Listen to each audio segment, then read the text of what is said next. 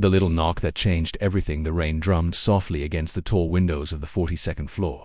Marcus Wellington sat behind his enormous mahogany desk, surrounded by towers of papers and the cold glow of 3 computer monitors. His corner office overlooked the busy city below, where tiny cars moved like ants through the gray afternoon.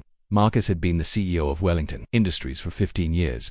His company built the tallest buildings in the city, employed thousands, what if people had made millions of dollars every year. Everyone who worked for him called him Mr. Wellington and spoke to him with careful, respectful voices. He wore expensive suits every day and owned 7 different watches, but today, Marcus felt something heavy in his chest, something that all his success couldn't fix. He had just finished a difficult phone call with his business partner. They had been arguing about numbers and deadlines and profit margins. The conversation had lasted 2 hours, and both men had raised their voices. Now Marcus sat alone in his quiet office, feeling tired and empty.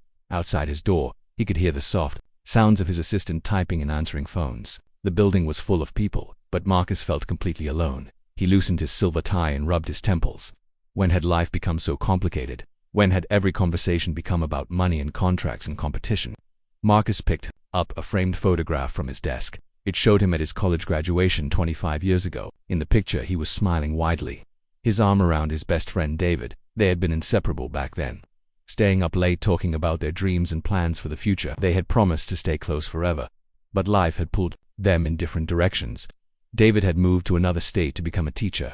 Marcus had climbed the corporate ladder, working longer hours each year. Phone calls became less frequent, then stopped altogether. Now Marcus couldn't even remember the last time he had laughed with a friend. A soft knock interrupted his thoughts. Marcus expected to see his assistant with more papers to sign, but instead, he heard a tiny voice from the other side of the door. "Hello, is someone in there?" Marcus frowned. The voice was high and small, like a child's. But children didn't belong on the 42nd floor of a business building. He walked to the door and opened it carefully.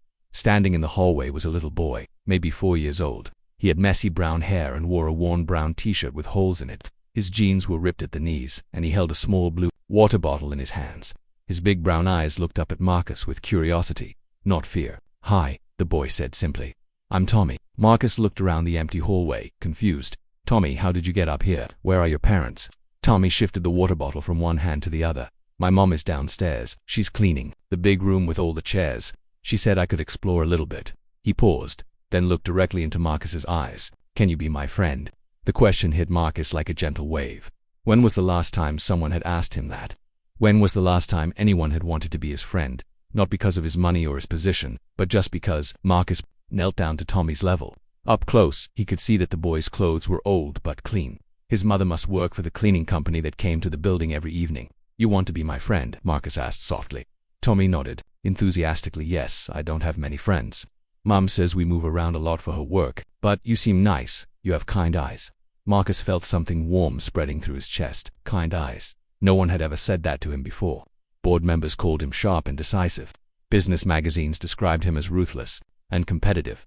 But this little boy saw kindness. "Would you like to come into my office?" Marcus asked. "I have some cookies in my desk drawer." Tommy's face lit up. "Really? Yes, please." Marcus led Tommy into his office. The little boy's eyes grew wide as he looked around at the tall windows and the view of the city. "Wow," he whispered. "You can see everything from up here." Marcus pulled out a chair for Tommy and found a package of chocolate chip cookies in his desk. He hadn't eaten them in months, but he always kept them around for late-night work sessions.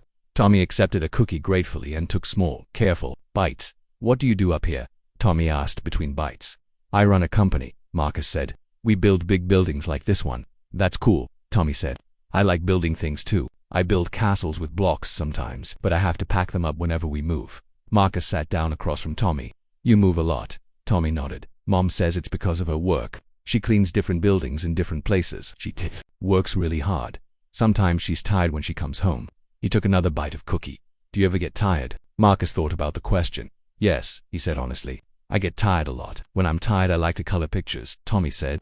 "Or sometimes I just sit quietly and think about nice things, like flowers and puppies and ice cream." They sat in comfortable silence for a moment. Marcus watched Tommy swing his feet from the big chair. The little boy seemed perfectly content, enjoying his cookie and looking out at the city lights that were beginning to twinkle in the early evening. "Can I ask you something?" Marcus said. "Sure. Why did you want to be my friend? You don't even know me." Tommy considered this seriously.